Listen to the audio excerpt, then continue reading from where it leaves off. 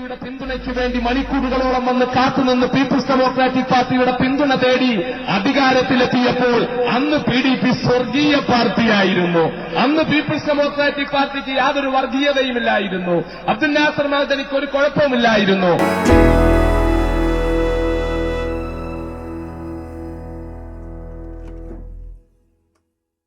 അദ്ദേഹം അതിൻ്റെ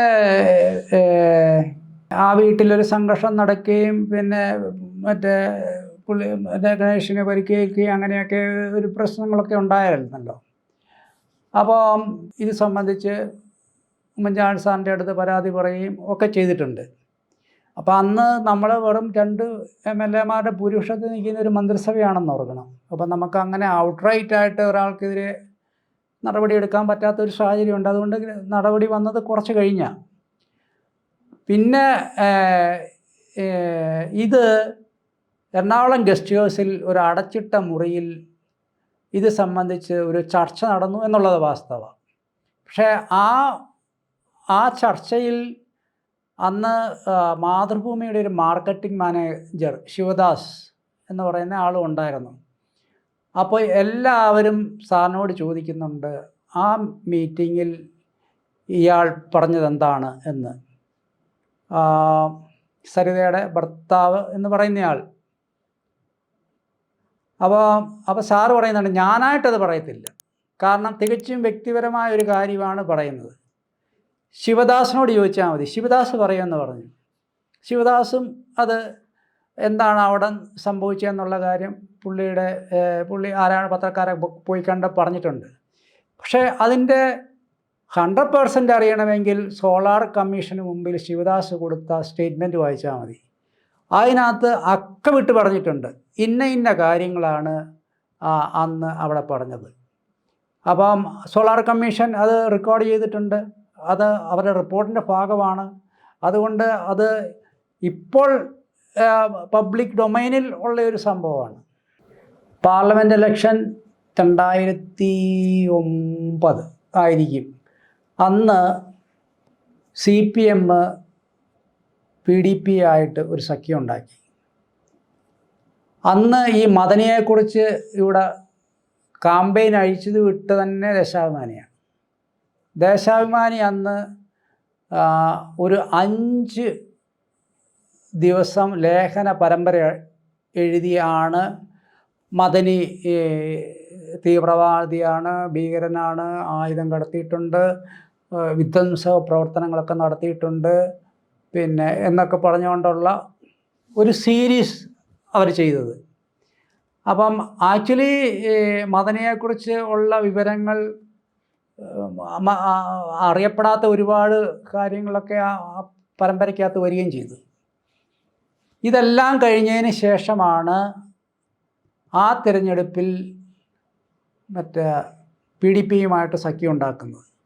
സഖ്യം ഉണ്ടാക്കിയെന്ന് മാത്രമല്ല, പൊന്നാനിയിൽ മദനിയും പിണറായി വിജയനും ഒക്കെ ഒരു വേദി പങ്കിട്ട് പ്രസംഗിക്കുകയും ചെയ്തു. അപ്പോൾ അന്ന് പാർലമെൻറ്റിൽ ഇലക്ഷനിൽ നമ്മൾ സ്വീകരിക്കേണ്ട നിലപാട് എന്താണ് എന്നൊക്കെ പറഞ്ഞ് എപ്പോഴും ചർച്ച വരുമല്ലോ. അപ്പം അന്ന് ഈ തീവ്രവാദത്തിനെതിരെയൊക്കെയുള്ള, കാരണം അന്ന് രാജ്യത്തിൻ്റെ പല ഭാഗത്തും പല സ്ഫോടനങ്ങളും അതും ഇതുമൊക്കെ നടന്ന് തീവ്രവാദത്തിനെതിരായ ഒരു വലിയ വികാരം കേരളത്തിൽ നിൽപ്പുണ്ട്. കോയമ്പത്തൂർ ബ്ലാസ്റ്റ്, പിന്നെ ബോംബെ ബ്ലാസ്റ്റ്, അങ്ങനെ പല ബ്ലാസ്റ്റുകളും ഇവിടെ നടന്നിട്ടുണ്ട്. അപ്പം അതെല്ലാം നിലനിൽക്കെയാണ്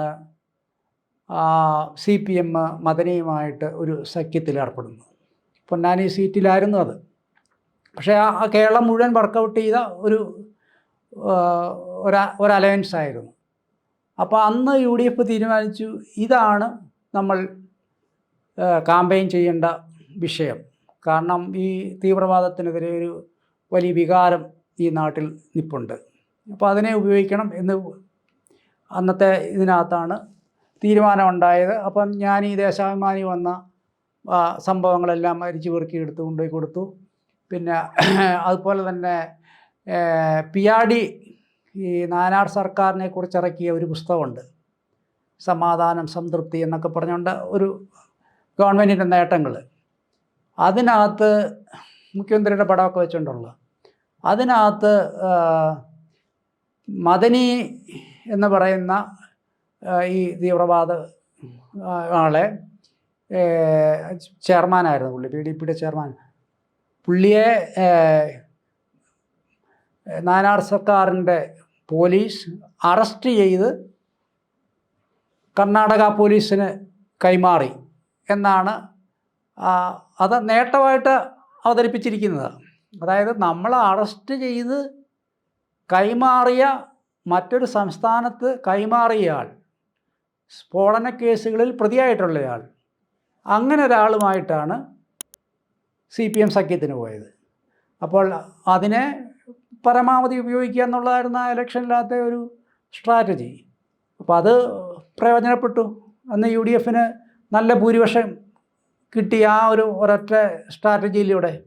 ഈ ഇലക്ഷനിൽ മാത്രമല്ല, 2019 ഇലക്ഷനിൽ പിന്നെ ശബരിമലയിൽ സ്ത്രീകളെ കയറ്റാനായിട്ടൊരു സുപ്രീം കോടതി ഉത്തരവ് വന്നല്ലോ. അപ്പോൾ ഇവിടെ എന്ത് സ്റ്റാൻഡ് എടുക്കണമെന്ന് കരുതി എല്ലാവരും ശങ്കിച്ച് നിൽക്കുകയാണ്. UDFൻ്റെ നേതാക്കൾ, ഈവൻ LDFൻ്റെ നേതാക്കൾ, എല്ലാവരും.